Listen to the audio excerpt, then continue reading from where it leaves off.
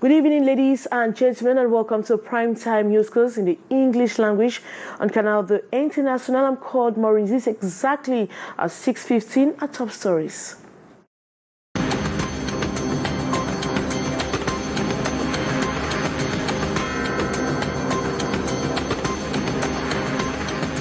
Bloody weekend in Bamenda Northwest region as gun battles have reported in some parts of the region, and the result and effect has been the littering of streets with at least 10 bodies within a few days.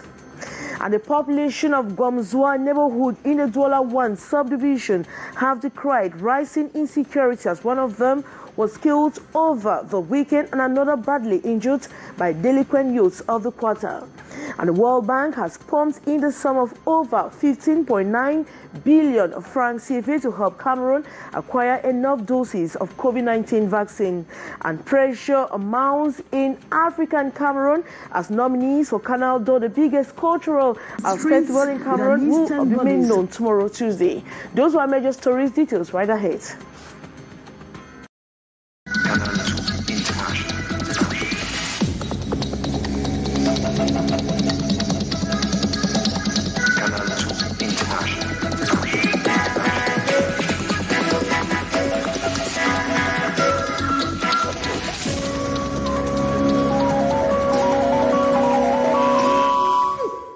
The population of Gomzwa in the Douala 1 municipality have decried rising insecurity as one of them was killed and others badly injured by delinquent youths of the quarter. They were out to express their anger, and in the cause a house was set ablaze. As we hear the following story with Gladys Ambu Ziba.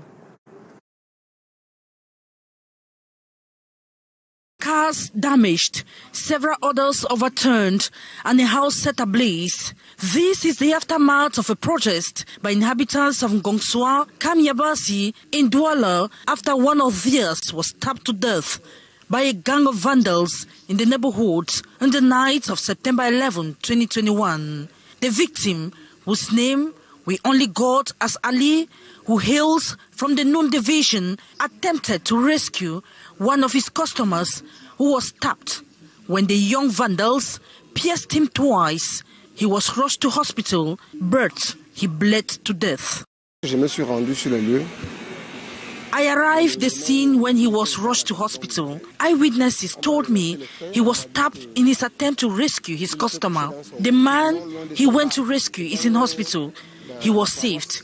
The rate of insecurity here is alarming. J'ai vécu en direct les faits. I witnessed the scene. It was at about 12:30 a.m. We rushed him to a nearby clinic, but the nurses there were not competent enough to take care of his case. He was bleeding profusely and gave up the ghost before we could reach the military hospital. Fallait arrêter l'hémorragie.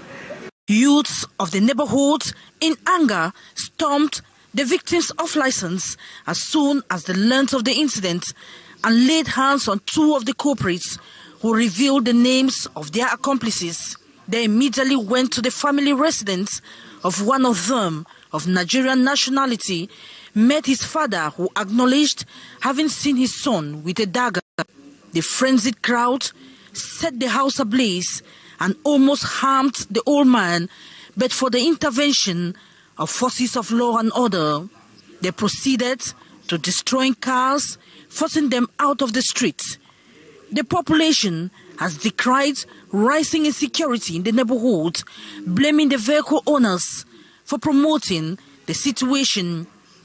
They say the hoodlums hide themselves behind the vehicles to attack passers-by. The delinquent young men are currently in detention as investigations continue to track down their accomplices. And inhabitants of Peka 12 in the Douala 3 municipality have denounced an individual who came this morning to destroy houses in that part of the country over claims that he owns a piece of land. Our reporter Saleh Sharifa was on the field and says Ms. Angia stormed the area this Monday morning for the destruction, but met an angry population who opposed his actions. Her story. This is Manjab, situated 12 kilometers away from the mainland of Douala, where the population of this land are protesting against their over 40 hectares land grabbed by a prominent businessman. This rose in 2008, when Ninga Chai brought up a said fake land title, claiming this piece of land, which belonged to 5 families who lived in this commune, as his. La famille ici a une maison à Manjab.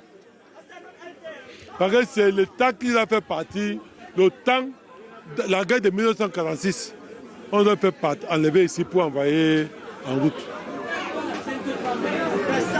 According to the spokesperson of Manjab community, the said land belongs to 5 different families, which Ninga Chai is not among. The father says the land grabber presented a fake land title where he was summoned by the divisional officer of Douala 5 based on the document Ninga Chai asked for their houses to be demolished. The move sparked protest.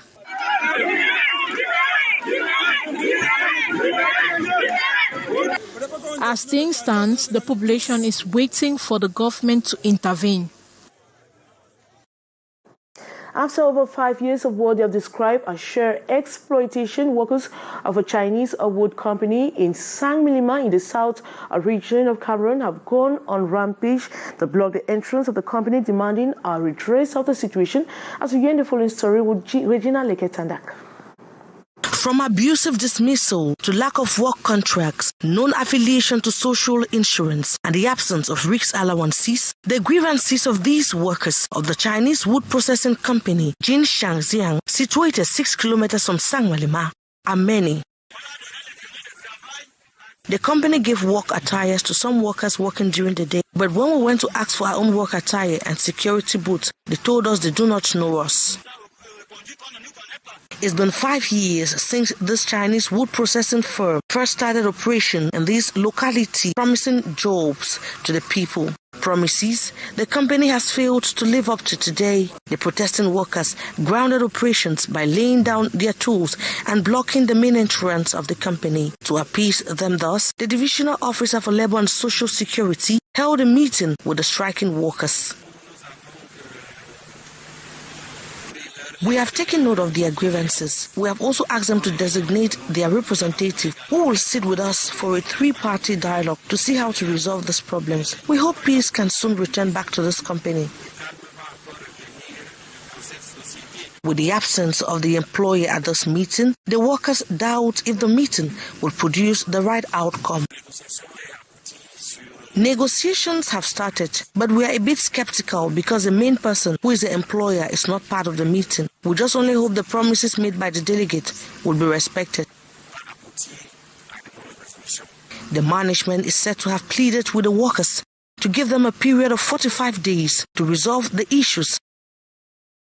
Contrary to the quiet atmosphere that animated the new school year in the northwest region of Cameroon, some gun battles have been reported in some parts of the region that was over the weekend. The resultant effect has been the littering of streets of dead bodies in the streets in the past few days. The details in the following story. At least 10 persons, including civilians, separatist fighters, and the regular forces, have been killed in different circumstances in some areas of the northwest region at the beginning and throughout last week. On Sunday night, gunfire broke out around some popular recreational snack bars along the Tarikun Road in Bamenda 2 subdivision, leading to 6 deaths, among them 2 men said to be defense forces in plain cloth. On Friday, it was a police inspector in plain cloth who was gunned down at the popular Mobilunquen Junction in Bamenda 3 subdivision as he reportedly held down one of the groups of gunmen who tried to kidnap or trader at Way Inn, Queen Park. The same police officer had earlier been on duty in the afternoon at Foncha Junction. The same Friday night, it was the lifeless body of a handicapped man lying in the pool of his own blood with his tricycle idling nearby at the same as small Mancon in Bamenda 2. In far off,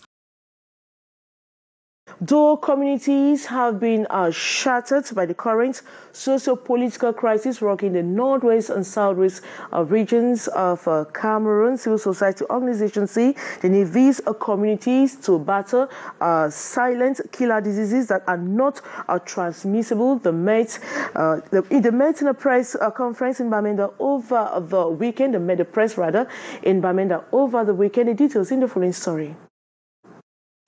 Diagnosed of a non-communicable disease in 2014, the brain stroke in 77-year-old Nde Christopher Nzama started manifesting in 2017.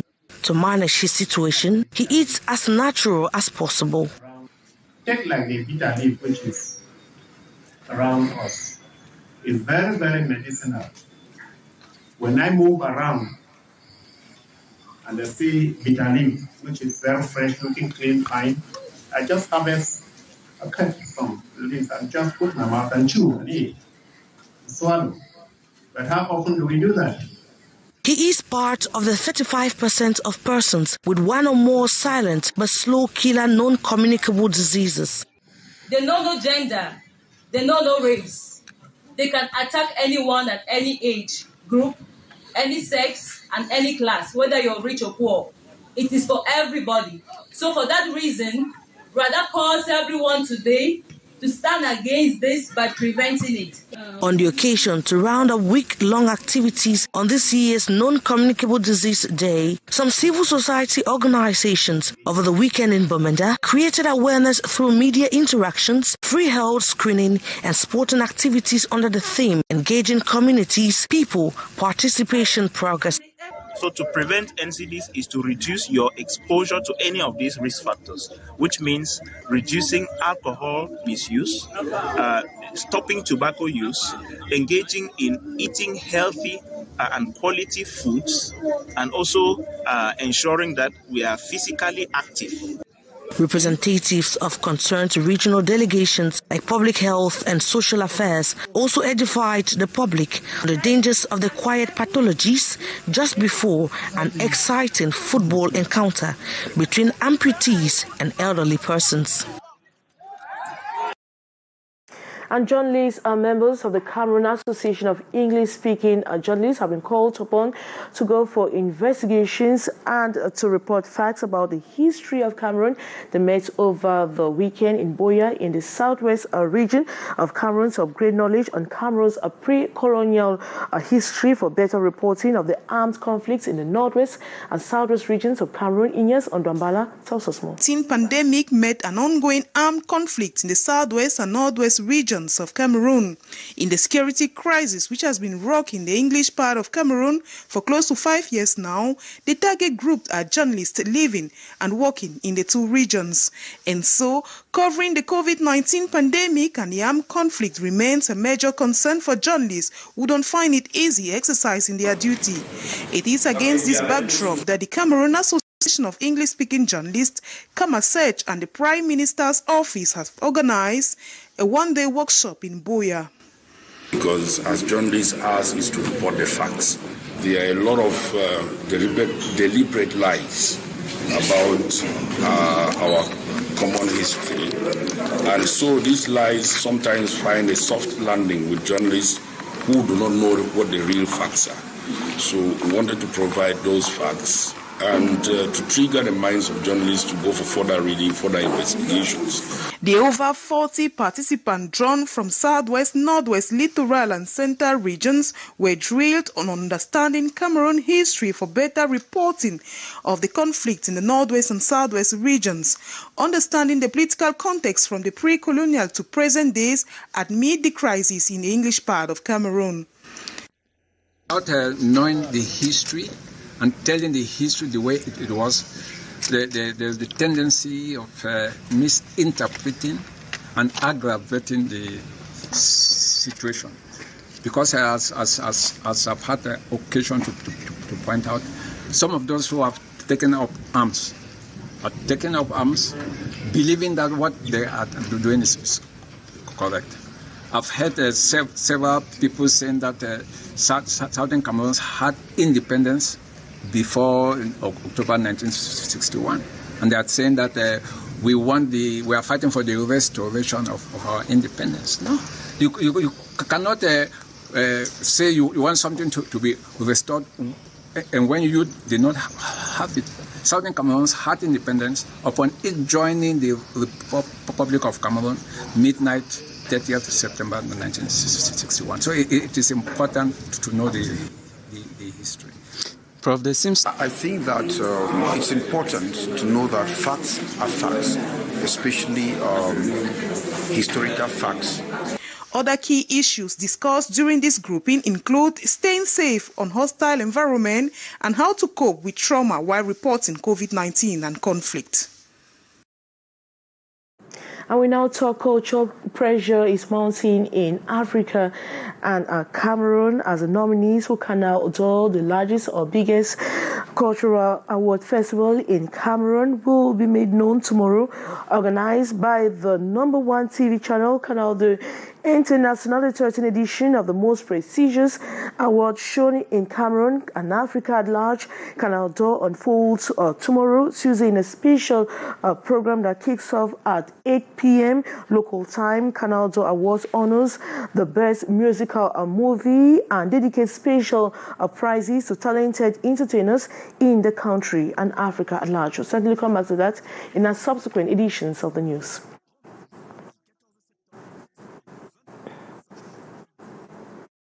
And that brings us to the end of this edition of Newscast on Canal the International. Thanks so much for watching. We'll have news in the French language coming up at exactly this level at 7:50. As for me, I'll be back tomorrow for another edition. Good night.